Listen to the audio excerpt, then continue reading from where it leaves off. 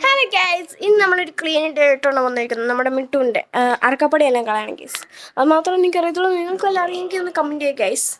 ബാക്കി എന്തെങ്കിലും കാര്യങ്ങളുണ്ട്, ഞാൻ ചെയ്ത മിസ്റ്റേക്സ് വല്ലതും ഉണ്ടെങ്കിൽ അതൊക്കെ ഒന്ന് പറഞ്ഞു തരണം. അപ്പം നേരെ വീട്ടിലേക്ക് പോകാം. അപ്പോൾ ഇവൻ താര വിടാതിരിക്കാൻ നമ്മൾ ഇങ്ങോട്ട് വരുന്നുണ്ട്. അല്ലെങ്കിൽ താര വീഴും ഗൈസ്. നമ്മൾ മീൻ കൂടാം. അപ്പോൾ ഈ അറക്കപ്പൊടിയാണ് നമുക്ക് കളയാനുള്ളത്. അപ്പോൾ നമുക്ക് അവിടെ വെള്ളം ഗൈസ് ഇത് കണ്ട് നമ്മുടെ ഡോറകൾ പകിയിലുണ്ട് ഗൈസ്.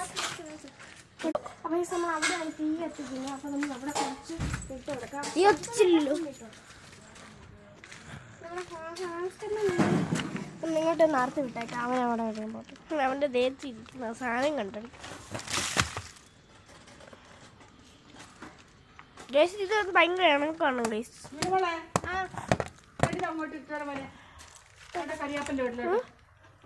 ഗൈസിന് കൂടൊന്ന് ചെറുതായിട്ട്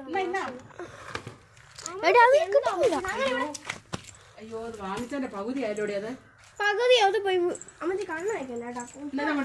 ഇപ്പഴാണ് അത് മൂത്ത് വന്നത്.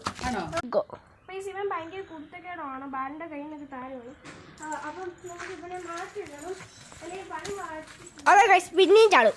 അതെ, നമുക്ക് ഇതിനെ വേറൊരു കൂട്ടിലേക്ക് ആക്കണം. മണ്ണ് മിണ്ടടി എടുത്തോ. അപ്പോൾ ഈ സ്മെല്ല് നമ്മൾ ഇതിനകത്തോട്ട് തൽക്കാലത്തേക്ക് ഇടുവാണ്. ഇതാണ് അടക്കപ്പൊടി. അടക്കപ്പൊടി ഇഷ്ടം പോലെ ഉണ്ട് ഇതാണ് അതിന് ഈ അടക്കപ്പൊടി കിട്ടാത്ത ഇരുന്നപ്പോൾ നമ്മൾ ഇതാ പേപ്പറാണ് വെച്ചോണ്ടിരുന്നത്. നമുക്ക് ഈ കരി കാണാം. കട്ട് ചെയ്യണം. അപ്പോൾ നമ്മൾ ഇത് കരിയിട്ട് കാണാം. ഇച്ചിരിയൊക്കെ നമ്മൾ ക്ലീൻ ആക്കിയിട്ടുണ്ട്. ഇപ്പൊ തന്നെ എല്ലാം ഏകദേശം പോയിട്ടുണ്ട്. ഈ കുറച്ചുകൂടെ പോയിട്ടുണ്ട്. നമ്മളെല്ലാം ഉണക്കാൻ ഇട്ടിട്ടുണ്ട് അല്ലേടാ? അതെ ഗൈസ്, ഒതുക്കി വെച്ചിട്ടുണ്ട്.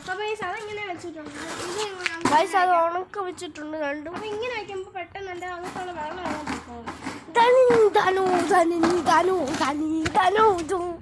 എവിടെ നിൽക്കടേ ഗൈസ്? എന്റെ കാലെടുക്കുന്നു.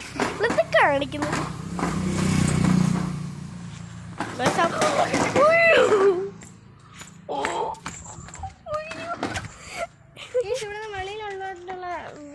ഗൈസ് ബാക്ക്ഗ്രൗണ്ട് രാവിലെ ഗൈസ് എന്ത് വെയിലാ നോക്കിക്കേ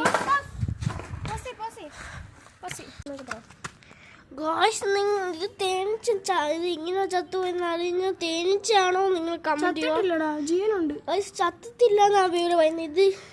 ഇതെന്തോ ജീവി നിങ്ങളൊന്ന് പറഞ്ഞു നോക്കട്ടെ. തേനീച്ചാണെന്ന് തോന്നുന്നു ഗൈസ്. ഇവള് പറയുന്നത് ബീവില് പറയുന്നത് തേനീച്ചാണ്.